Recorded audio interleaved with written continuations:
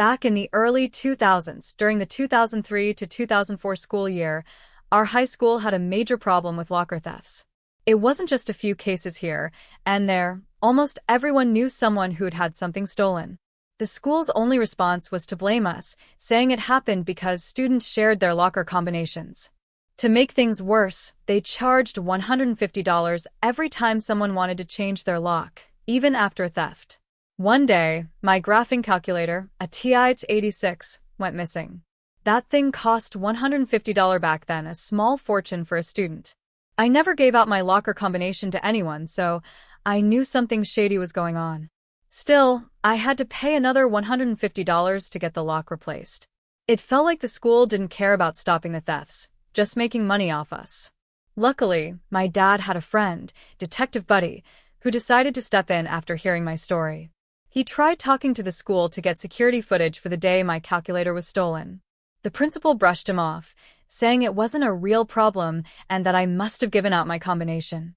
When Detective Buddy got a warrant for the footage, the school fought it in court, claiming student privacy as their excuse.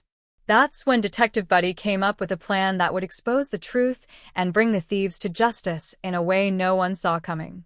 Detective Buddy showed up at my house one evening with a laptop in a bag.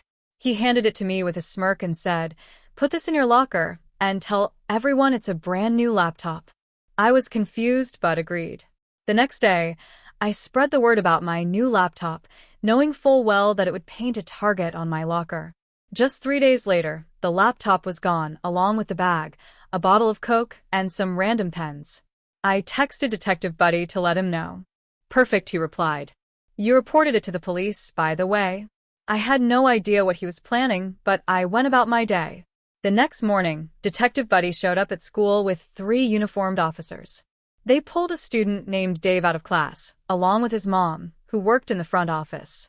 The principal was furious, accusing the detective of overstepping. But Detective Buddy wasn't backing down. The laptop bag had a tracker in it, and the warrant he obtained led him to Dave's house, where they found the stolen laptop and more. It turned out Dave had used his mom's login to access the school system and get the combinations for hundreds of lockers. He would then rifle through random lockers, stealing anything valuable.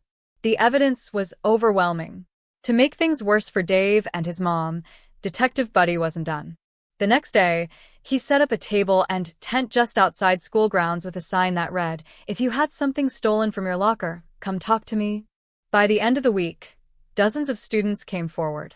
Detective Buddy uncovered 44 confirmed cases of theft, each with solid evidence.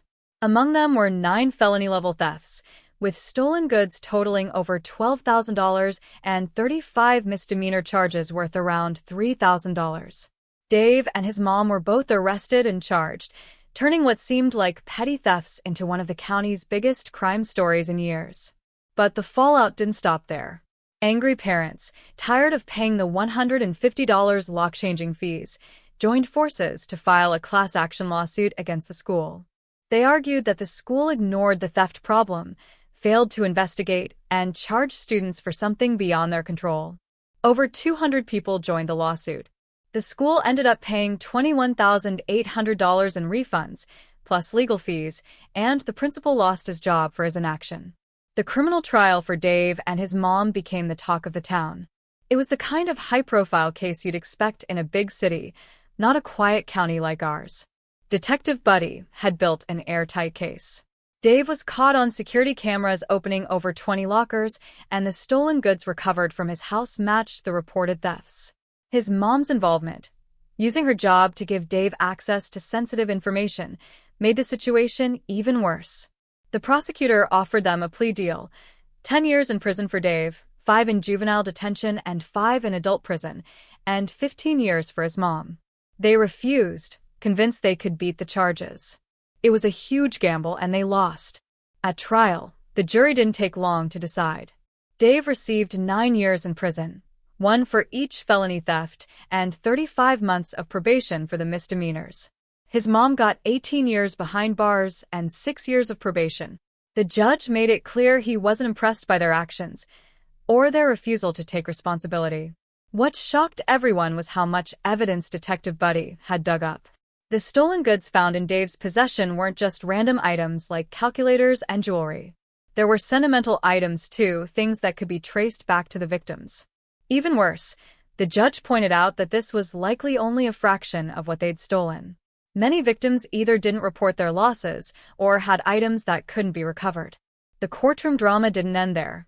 During sentencing, Dave's mom broke down, blaming the school for making it too easy to access the locker combinations.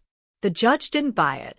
He called her actions a breach of trust, emphasizing that she had abused her position at the school to enable her son's crime spree. Meanwhile, Detective Buddy became something of a local hero. His evidence not only secured convictions, but also sparked conversations about the school's lack of accountability. Parents were furious that the principal ignored dozens of complaints and let the problem escalate. The class action lawsuit added insult to injury for the school district, forcing them to issue refunds and absorb the legal costs. And me? I got my graphing calculator back. It still had my name engraved inside the battery compartment. After everything, that little calculator felt like a badge of honor, a reminder that justice had been served. The fallout from the case left a lasting impact on everyone involved. Dave and his mom paid the ultimate price for their crimes, but the school didn't come out unscathed either. Between the class action lawsuit, the principal's firing, and the public outrage, it was clear they could no longer sweep problems under the rug. Parents demanded better security measures, and the school was forced to overhaul its policies. They installed better cameras, implemented stricter controls over locker assignments, and stopped charging students outrageous fees for changing locks. The message was clear: ignoring issues and blaming students wasn't going to fly anymore. As for Detective Buddy, he became a bit of a legend around town. People admired the way he handled the case, turning what seemed like a petty problem into a full-scale investigation that held everyone accountable.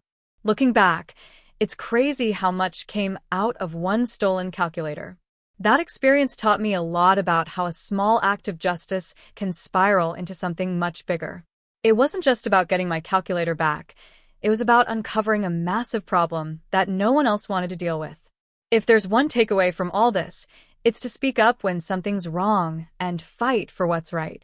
You never know who's willing to help, or how far they'll go to make things right. If you've ever felt powerless in a tough situation, remember that one determined person can make all the difference. Don't let others dismiss your concerns. Speak up and take action. For more stories like this, subscribe to my YouTube channel.